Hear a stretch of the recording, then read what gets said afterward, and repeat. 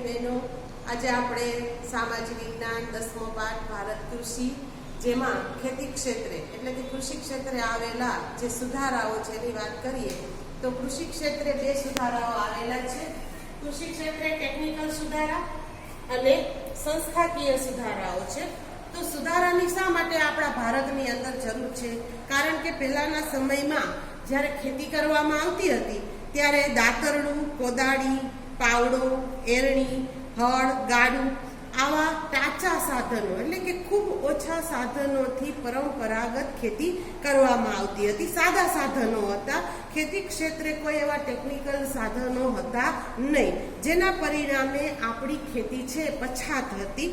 ત્યાર પછી ધીમે ધીમે ભારત ખેતી ક્ષેત્રે વિકાસ કરતો ગયો, તેમ તેમ ખેતી ક્ષેત્રે આધુનિક ઉપકરણો એટલે કે સાધનોની વપરાશ થવા લાગ્યો, જેના પરિણામે આજે આપણા ભારતની અંદર ટ્રેક્ટર, ટ્રેલર, રોટાવેટર જેવા ખેતીના આધુનિક સાધનોનો ઉપયોગ કરવામાં આવે છે. દાખલા તરીકે ઘઉંની કાપણી કરવી હોય તો થ્રેશરનો ઉપયોગ કરવામાં આવતો.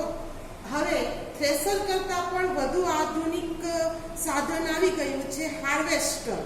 એનો ઉપયોગ હવે કરવામાં આવી રહ્યો છે. એવી જ રીતે ખેતી ક્ષેત્રે ઉત્પાદન વધે એ માટે રાસાયણિક ખાતરો, હાઇબ્રિડ બિયારણો અને ખેતી ક્ષેત્રે સુધારેલું બિયારણ બીટી બિયારણનો પણ ઉપયોગ શરૂ થયો છે. જંતુનાશક દવાઓનો વપરાશ પણ ખેડૂતો કરતા થયા છે અને સિંચાઈની ક્ષેત્રે ટપક અને ફુવારા સિંચાઈ પદ્ધતિનો પણ ઉપયોગ વધી રહ્યો છે. ગ્રીન હાઉસ વગેરે જેવી આધુનિક પદ્ધતિ દ્વારા આપણા ભારતમાં ખેતી થાય છે. તો આપણા ભારતની અંદર કૃષિ ક્ષેત્રે જે આવેલા જે સુધારાઓ છે એમાં ટેકનિકલ સુધારાની વાત કરીએ તો સિંચાઈ ક્ષેત્રે આપણા ભારતની અંદર સુધારા આવેલા છે. એટલે કે પહેલાના સમયમાં ખેડૂત છે એ સિંચાઈની જે જૂની પદ્ધતિ હતી, કોસ, રહેટ વગેરે દ્વારા કૂવામાંથી પાણી કાઢી અને ખેતી કરતો, એ રીતે સિંચાઈ કરતો. પણ હવે આધુનિક સાધનો ખેતી ક્ષેત્રે આવતા ટેકનિકલ સુધારા થયા અને જેના પરિણામે હવે submersible pump, monoblock pump, solar pump વગેરે જેવી પદ્ધતિ અને સાથે સાથે ટપક સિંચાઈ, ફુવારા સિંચાઈ વગેરે જેવી પદ્ધતિને કારણે સિંચાઈ ક્ષેત્રે પરિવર્તન આવ્યું છે, જેના પરિણામે આપણું અનાજનું ઉત્પાદન વધ્યું છે. એવી જ રીતે ખાતર ક્ષેત્રે જે પરિવર્તન છે એમાં ડીએપી, એનપીકે એટલે કે ડાયોએમોનિયા ફોસ્ફેટ વગેરે જેવા ખાતરો, નાઇટ્રોજન, ફોસ્ફરસ, પોટાશ વગેરે જેવા ખાતરોની સુવિધા વધુ ને વધુ હવે ખેડૂતો વપરાશ કરતો થયો છે, જેના પરિણામે પણ ખેત ક્ષેત્રે ઉત્પાદનમાં વધારો આવ્યો છે. હવે જૈવિક ખાતરોનો પણ ખેડૂતો વપરાશ કરતો થયો છે. જૈવિક ખાતર એટલે કે બાયો ફર્ટિલાઇઝર, પ્રવાહી જૈવિક ખાતર, બાયોટેક બિયારણ વગેરેનો ઉપયોગ કરી અને આજનો ખેડૂત ઓર્ગેનિક ખેતી પણ કરી રહ્યો છે. ત્યાર પછી પાક સંરક્ષણ ક્ષેત્રે પણ ખેડૂતોએ ઘણા બધા પરિવર્તનો કર્યા છે. પાકના સંરક્ષણ માટે જંતુનાશક દવાઓનો વપરાશ કરતો થયો છે. જૈવિક નિયંત્રણ એટલે કે બાયો કંટ્રોલ વગેરે જેવી જે દવાઓના વપરાશને કારણે પાકનું સંરક્ષણ વધી રહ્યું છે અને એ રીતે ઉત્પાદન પણ વધી રહ્યું છે. ત્યાર પછી સંચાર માધ્યમો દ્વારા ખેડૂતો માહિતી મેળવતો થયો છે, નવી નવી ટેકનિકોનો ઉપયોગ કરતો થયો છે, જેના પરિણામે ખેત ઉત્પાદનનો વપરાશ વધ્યો છે. તો આ રીતે ખેડૂતોને રેડિયો, ટીવી, વર્તમાનપત્રો, ડીડી ચેનલ જે આપણે દૂરદર્શન ઉપર આવે છે, મોબાઈલ પર કિસાન SMS દ્વારા પણ એને માહિતી મળે છે. એના માટેનો ટોલ ફ્રી નંબર પણ આપણી સરકારે આપેલો છે, 1800-180-1551. આ કિસાન કોલ સેન્ટરનો આ નંબર છે, તેના ઉપર ખેડૂત પોતાને જોઈતી માહિતી મેળવીને એ પોતે ખેતીની આધુનિક પદ્ધતિઓ, ટેકનિક માહિતી વગેરેનો ઉપયોગ કરી અને હવે ખેડૂત છે આધુનિક પદ્ધતિથી ખેતી કરતો થયો છે. એ સિવાય એગ્રી માર્કેટ જેવી મોબાઈલ એપ પણ ખેડૂતો માટે લોન્ચ કરવામાં આવેલી છે. તો આવી નવી નવી તકનીકો અને માર્ગદર્શન છે એ ખેડૂતોને સંચાર માધ્યમો દ્વારા મળી રહે છે, જેથી આપણું ખેત ઉત્પાદન, કૃષિ ઉત્પાદનમાં વધારો થયો છે. કૃષિ સંશોધનની પણ નવી સંશોધન કરવામાં આવી રહ્યું છે. કૃષિ ક્ષેત્રે નવી નવી તકનીકો પણ અપનાવવામાં આવી રહી છે. તો કૃષિ સંશોધન તકનીકો ગામડાના ખેડૂતો સુધી પહોંચે એ માટે દરેક ગામડાની અંદર ગ્રામ સેવકની નિમણૂક કરવામાં આવેલી છે, જેથી ખેડૂતો ખેતી ક્ષેત્રે સારો વિકાસ કરી રહ્યા છે.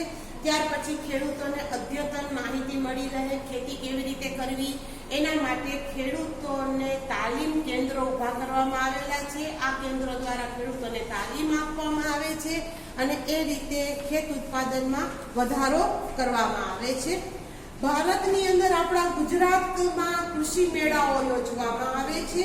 તો આ કૃષિ મેળાઓ દ્વારા પણ ખેડૂતોને અદ્યતન માહિતી અને માર્ગદર્શન આપવામાં આવે છે. તો આ રીતે ટેકનિકલ સુધારાઓ કરી અને ખેડૂતોને ખેતી માટે પ્રોત્સાહન આપવામાં આવે છે. કૃષિ યુનિવર્સિટીની પણ સ્થાપના આપણા ભારતમાં કરવામાં આવેલી છે, જેમાં કૃષિ યુનિવર્સિટીની વાત કરીએ તો આપણા ગુજરાતમાં દાંતીવાડા ખાતે પણ આવી કૃષિ યુનિવર્સિટી છે, કૃષિ કોલેજો આવેલી છે.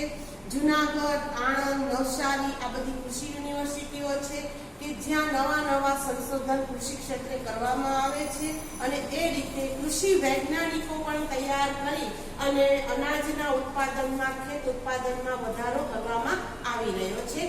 ત્યાર પછી કૃષિ સંસ્થાઓ દ્વારા સંશોધન. તો કૃષિ સંસ્થાઓ દ્વારા સંશોધન કરવામાં આવી રહ્યા છે, જેથી આપણું ઉત્પાદનમાં વધારો થાય. તો આપણા ભારતની અંદર કેટલીક કૃષિ સંસ્થાઓ આવેલી છે.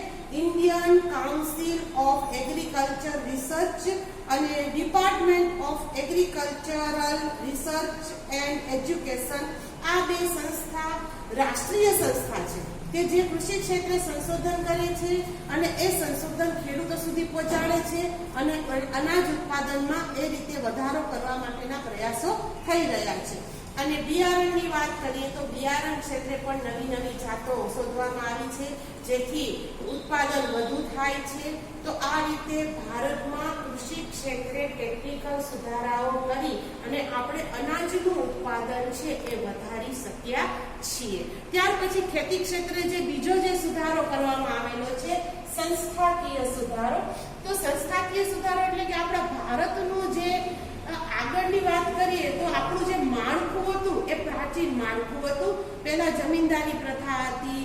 આવી બધી જે પ્રથાઓને કારણે ખેડૂતોનું ઘણું બધું શોષણ થતું હતું.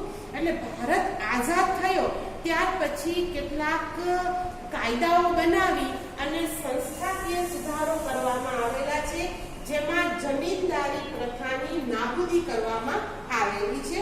તો જમીનદારી પ્રથાની નાબૂદી કરી અને ખેડૂતોનું શોષણ અટકાવવામાં આવેલું છે. જમીનદારી પ્રથાની નાબૂદીનો કાયદો ઘડી ખેડે તેની જમીન એવો કાયદો અમલમાં આવ્યો છે, જેથી જે જમીન વિહોણા જે ખેડૂતો હતા એને જમીન મળી છે, તેઓ પોતે સ્વાવલંબી બન્યા છે. ત્યાર પછી જમીન ટોચ મર્યાદાનો કાયદો. તો સરકારે જમીન ટોચ મર્યાદાનો કાયદો અમલમાં મૂકી અને જમીન માલિકીની જે અસમાનતા હતી, એટલે કે કેટલાક લોકો પાસે વધુ જમીન હતી, કેટલાક લોકો પાસે ઓછી જમીન હતી. તો કેટલાક લોકો છે એની પાસે જમીન જ નહોતી, એ મજૂર તરીકે જ કામ કરતા હતા. તો જમીન ટોચ મર્યાદાના કાયદા દ્વારા જમીન વિહોણા ખેડૂતોને પણ જમીન આપવામાં આવેલી છે. ત્યાર પછી કૃષિ ધિરાણની પણ યોજનાઓ આપવામાં આવેલી છે. તો કૃષિ ધિરાણ દ્વારા કિસાન ક્રેડિટ કાર્ડ દરેક ખેડૂતો પાસે લગભગ હશે. તો આવા કિસાન ક્રેડિટ કાર્ડ દ્વારા રાષ્ટ્રીયકૃત અને સહકારી જે બેંકો છે એ ખેડૂતોને આર્થિક મદદ કરે છે, ધિરાણ આપે છે. ત્યાર પછી સબસિડી આપે છે. અલગ અલગ ખેતીના સાધનો ખરીદવા માટે, એટલે કે બિયારણો ખરીદવા, ખાતર ખરીદવા, જંતુનાશક દવાઓ વગેરે જેવા સાધનો ખરીદવા માટે સરકાર દ્વારા આર્થિક મદદ પૂરી પાડવામાં આવે છે. ત્યાર પછી ખેડૂતોના પાકનું સંરક્ષણ થાય એ માટે પાક વીમા યોજના પણ સરકારે શરૂ કરેલી છે. તો આ રીતે પ્રધાનમંત્રી પાક વીમા યોજના પણ બનાવવામાં આવેલી છે, જેથી પાક નિષ્ફળ જાય તો ખેડૂતોને વીમા દ્વારા એને આર્થિક મદદ મળી રહે છે. ખેડૂતો પોતાના ઉત્પાદનને સારી રીતે વેચી શકે, પૂરતો ભાવ મળી રહે એ માટે માર્કેટ યાર્ડની સુવિધા પણ ઊભી કરવામાં આવેલી છે. ત્યાર પછી ભારતની અંદર ખેડૂતોનું ઉત્પાદન ખેતરની અંદર જે થયેલું છે, પછી શાકભાજી હોય, ધાન્ય પાકો હોય કે અન્ય કોઈ પેદાશો હોય, તો એના પોષણક્ષમ ભાવ એને મળી રહે એ માટે સરકારે ટેકાના ભાવે ખરીદી કરે છે. તો ટેકાના ભાવે ખરીદી કરતી કેટલીક સરકારી મંડળીઓ, ખરીદ વેચાણ સંઘ, સહકારી ધોરણે આવા અનેક સંસ્થાઓ ઊભી કરી અને ખેડૂતોને પોષણક્ષમ ભાવ આપવામાં આવે છે. ખેડૂતોના અનાજનું સંરક્ષણ કરવા માટે, એનો ઉત્પાદન બગડે નહીં એ માટે શીતગૃહ એટલે કે કોલ્ડ સ્ટોરેજની પણ સુવિધાઓ સરકાર દ્વારા આપવામાં આવેલી છે. પરિવહનની અને સંદેશાવ્યવહારની પણ સુવિધાઓ સારી એવા પ્રમાણમાં ઉપલબ્ધ છે, કારણ કે ખેડૂતોના કેટલાક ઉત્પાદનો એવા છે કે એને લણી લીધા પછી તરત જ એને બજાર સુધી પહોંચાડવાના હોય છે, એટલે પરિવહનની સુવિધા પણ છે, સંદેશાવ્યવહારની સુવિધાઓ પણ ખેડૂત સુધી પહોંચાડવામાં આવેલી છે. તો આ રીતે ખેત પેદાશોના ટેકાના ભાવ આપવામાં આવી રહ્યા છે. તો આવા સંસ્થાકીય સુધારાઓ દ્વારા ભારતની અંદર ખેત ઉત્પાદનમાં સારું એવું પ્રમાણ વધી રહ્યું છે. તો આપણા ભારતની અંદર ખેત પેદાશોના ટેકાના ભાવે ખરીદી કરતી કેટલીક સંસ્થાઓ પણ સરકારે ઊભી કરી છે, જેથી ખેડૂતોનું શોષણ થતા અટકાવી શકાય. તો આવી જે સંસ્થાઓ છે એમાં ભારતીય રાષ્ટ્રીય કૃષિ સહકારી વિપણન સંઘ, ગુજરાત તેલીબિયા ઉત્પાદક સંઘ, રાષ્ટ્રીય ડેરી વિકાસ નિગમ, આ બધી સંસ્થાઓ ટેકાના ભાવે ખેડૂતો પાસેથી ખેત પેદાશોની ખરીદી કરે છે. તો આમ ખેતી ક્ષેત્રે આવેલા ટેકનિકલ સુધારા અને સંસ્થાકીય સુધારા દ્વારા આપણા ભારતની અંદર અનાજ ઉત્પાદન સારા એવા પ્રમાણમાં વધ્યું છે, જેના પરિણામે હરિયાળી ક્રાંતિ થઈ છે. તો હરિયાળી ક્રાંતિ એટલે શું? તો હરિયાળી ક્રાંતિ એટલે કે સુધારેલ બિયારણોનો ઉપયોગ, ખાતરોનો ઉપયોગ, ખેડૂતોની જે મહેનત છે, પુરુષાર્થ છે, અને ગવર્નમેન્ટ દ્વારા વીજ સુવિધાઓ જે પૂરી પાડવામાં આવેલી છે, સિંચાઈની જે સુવિધામાં વધારો થયો છે. તો આવા બધા જે પરિબળો છે, આવા બધા જે કારણો છે, જેના પરિણામે કૃષિ ક્ષેત્રે થયેલ વધારાને એટલે કે કૃષિ ક્ષેત્રે જે ઉત્પાદન વધુ થયું છે તેને હરિયાળી ક્રાંતિ કહેવામાં આવે છે. તો ખેતી ક્ષેત્રે જે ટેકનિકલ અને સંસ્થાકીય સુધારાઓ કરવામાં આવ્યા છે તેના પરિણામે હરિયાળી ક્રાંતિ આપણા ભારતની અંદર થઈ છે. તો હરિયાળી ક્રાંતિની શરૂઆત ઈસવીસન 1960 નો જે દસકો હતો, દસકો એટલે કે 10 વર્ષ, તો આ 1960 ના દસકામાં હરિયાળી ક્રાંતિની શરૂઆત છે આપણા ભારતની અંદર કરવામાં આવી હતી. એનું કારણ એ હતું કે આજે આપણને આઝાદી મળી હતી અને એ આઝાદીને હજી થોડાક જ વર્ષો થયા હતા. પરિણામે આપણા દેશમાં અનાજનું ઉત્પાદન છે એટલું બધું થતું ન હતું, એટલે અનાજના ઉત્પાદનમાં આપણે પરાવલંબી હતા. બીજા દેશમાંથી આપણે મંગાવવું પડતું, આયાત કરવું પડતું હતું. એટલા માટે 1960 થી હરિયાળી ક્રાંતિ શરૂ કરવામાં આવી, ટેકનિકલ સુધારાઓ કરવામાં આવ્યા અને આ રીતે હરિયાળી ક્રાંતિ દ્વારા કૃષિ ઉપજમાં વધારો થયો.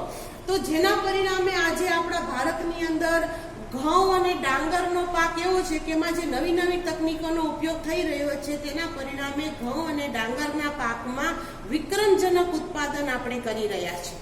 આજે હરિયાળી ક્રાંતિને કારણે આપણા દેશમાં અનાજના ભંડારો ભરેલા છે, એટલે કે બફર સ્ટોક છે. જો કોઈ પણ આપત્તિ આવે, કુદરતી અથવા તો માનવ સર્જિત કોઈ પણ પ્રકારની આપત્તિ આવે તો અનાજના ભંડારો આપણી પાસે ભરેલા છે. તો એવી આપત્તિમાં પણ આપણને અનાજની અછત પડતી નથી. એટલે કે આજે આપણે અન્ન ઉત્પાદન ક્ષેત્રે સ્વાવલંબન પ્રાપ્ત કરેલું છે. તો કુદરતી આપત્તિઓ એવી છે કે દુષ્કાળ છે અથવા તો વધુ વરસાદ પડે તો કૃષિ છે એ નિષ્ફળ જાય. તો એવા સમયે ભારતની પ્રજાની જે જરૂરિયાત છે એ પૂરી થઈ શકે એટલા માટે અનાજના ભંડારો, બફર સ્ટોક આપણા ભારતની અંદર છે અને આ રીતે અન્ન ક્ષેત્રે આપણે સ્વાવલંબન છે એ મેળવેલું છે. તો આ રીતે આપણા દેશમાં હરિયાળી ક્રાંતિ કરવામાં આવેલી છે, છતાં પણ આપણે બીજા દેશોની સરખામણીમાં જોઈએ તો હજી આપણે ત્યાં પહોંચ્યા નથી, અને ત્યાં પહોંચવા માટે હજી આપણે બીજી હરિયાળી ક્રાંતિ કરવાની જરૂર છે.